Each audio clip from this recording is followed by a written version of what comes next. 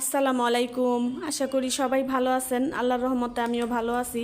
তো সকালে আজকে নাস্তা বানাইছি, এখানে পরোটা আর ডিম পোস্ট করছি, একটা জায়ানের জন্য একটা আমার জন্য, আর আম কাইটা নিছি। তো জায়ানের তো অনেক মন খারাপ, সবাই বাড়ি চলে যাইতেছে। জায়ানের দাদা জায়ানকে বলছে যাবা না, কি আলিফকেও বলছে, কিন্তু ওরা কেউ যাবে না। তো ওর ফুপু আজকে চলে গেছে, দেখা ওদের অনেক মন খারাপ। তো ইয়ালিপকে বলা হয়েছে যে চলো যাই, ইয়ালিপ ওর আম্মু ছাড়া যাবে না। এখন জাইয়ানকেও বলছে জাইয়ান তুমি যাবা, জাইয়ান বলছে হ্যাঁ আমি যাব। এখন জাইয়ান আমাকে ছাড়াই যাবে।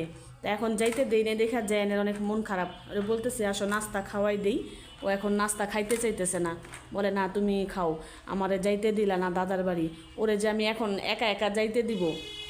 এখন চারা কিনারে ছোটোখাটো পুকুর আছে, তারপরে আবার এখন সাপের ভয় লাগে আমার, এর জন্য আমি যাইতে দিতেছি না। ও তো এক জায়গায় থাকবে না, ওর দাদি থাকবে ওর কাজের ধান্দায়, ও ফুপু থাকবে ওই ফুপুর কাজের ধান্দায়।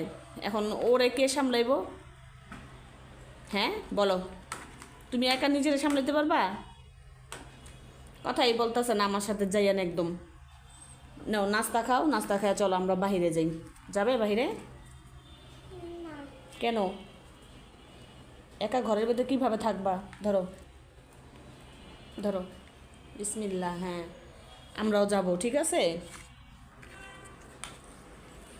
অনেক মন খারাপ জায়ানের, অনেক মন খারাপ।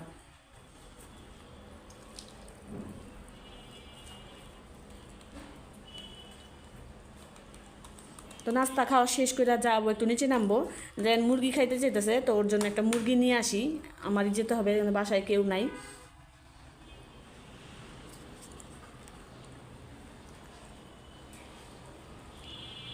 No no no no no no, এটাই এটাই এটাই ধরো। চুলায় একটু গরম পানি বসাই দিছি, আগে একটু কফি খাবো, তারপরে রান্না বাড়া করবো। আর এই যে নিচে তো গেছিলাম, এই যে মুরগি নিয়ে আসছি আমি, একটু সুন্দর করে কাটাই নিয়ে আসছি, ওরাই কেটে দিছে। তো আজকে পুরাটাই রান্না করব না, অল্প একটু রান্না করব শুধু জায়ানের জন্য।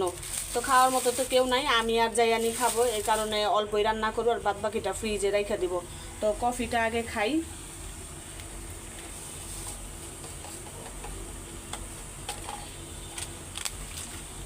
আর কালকে যাইয়ান কি করছে, রাস্তায় গেছি, সন্ধ্যার নাস্তা আনার জন্য গেছি, ওইখানে একটা, এটা কি বলে, বকুল ফুলের গাছ, অনেক বড় একটা গাছ। তো ওই গাছের নিচে অনেক ফুল পড়ে আছে, তো রাত্রেবেলা তেমন দেখাও যায় না। তো ও বাচ্চা মানুষ যেটুকু পারছে অতটুকু টোকাই নিয়ে আসছে। তো এই ফুলটা আমি এখানে রাখছি রান্নাঘরে, এত সুন্দর ঘ্রাণ বেরোইছে। তো জানি তো এই ফুলটার ঘ্রাণ কীরকম, তো খুব সুন্দর লাগতেছে এই ঘ্রাণটা। তো এই যে কফি নিয়ে আসলাম। আরেক পাগলকে দেখেন, এই যে পাগলরে দেখেন, রেনকোট পইরা আছে। এই রেনকোট পরছো কেন? তো বাইরে বৃষ্টি পড়তেছে, তুমি রেনকোট কেন পরছো? বাইরে যাবে রেনকোট পরে, পাগল না? বাইরে কিন্তু বৃষ্টি পড়তেছে না, এই যে রেনকোট ভিজা ছিল, শুকাই দিয়ে রাখছি, ওইখান থেকে পাইরা তারপরে পড়ছে, কয় বাহিরে যাব।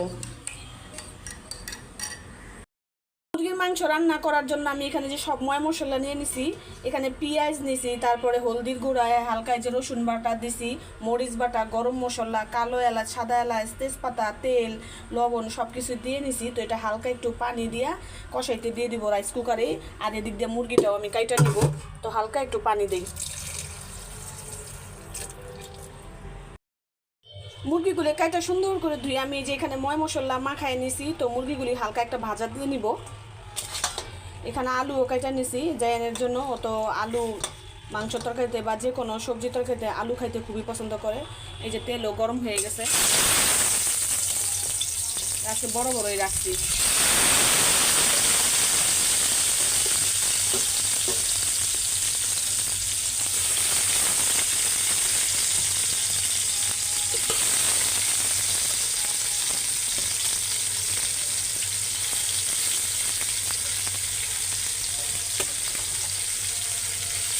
আলু আর মুরগি একসাথেই ভাইজা নিই। মশলাটা কষানো শেষ, সুন্দর করে কষাই নিছি। আর এই যেখানে সব মুরগি আর আলুও ভাইজা নিছি, তো এগুলি এখন দিয়ে দিব।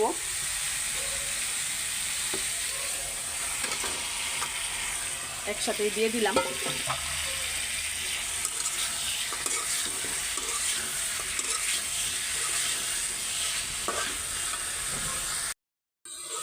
মুরগিটা একদম সুন্দর করে কষাই ফেলছি, আমি আরও খুব সুন্দর করে কষাইছি, তেলের উপর উঠাই ফেলছি। তা এখন একটু ঝোল দিয়ে দিব, ঝোল দিয়ে এরপরে বাগার দিয়ে দিব।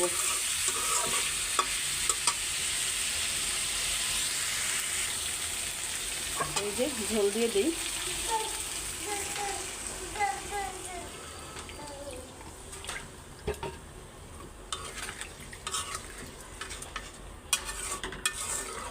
তো অল্পই ঝোল দিলাম। কালকের ডাল, বেগুন ভাজা, শুটকি এগুলি সব গরম করলাম এই মুরগির তরকারির সাথে, এগুলিও টেবিলে দিব, নাহলে তো খাওয়া হবে না। কালকে কিন্তু দুপুরে কেউ ভাত খাইনি আমরা, শুধু রাতেও আমি ভাত খাইছি, আর কেউ খায় নাই। তো তরকারিগুলি সব ওইভাবেই রয়ে গেছে, তো ওগুলি কি ফেলে দিব? এই কারণে এই মুরগির তরকারির সাথেই টেবিলে সাজিয়ে দিব, যার যতটুকু খায় খায়া নেবেনি। তো হইতে থাক। মুরগির তরকারিটা যে রান্না শেষ, খুব সুন্দর করে রান্না করছি, একদম তেলের উপরে উঠে গেছে। তো এইভাবেই নামাই নিব। এখন একটু জিরা ফাঁকি করে দিব। আজকের মতো রান্না বাড়া শেষ।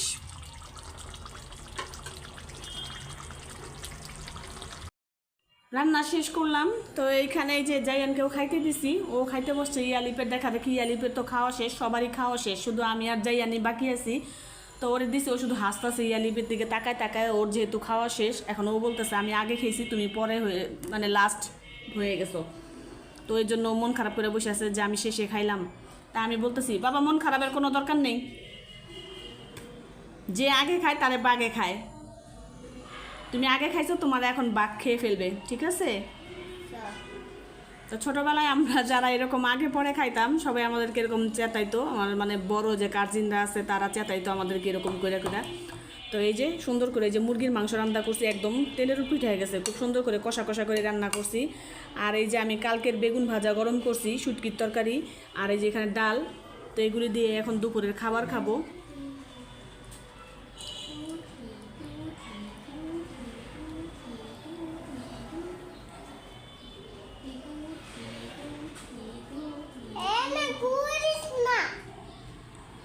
তো খাবার শেষ করি, তার বেশি বড় করব না। সবাই ভালো থাকবেন, সুস্থ থাকবেন। আল্লাহ হাফেজ।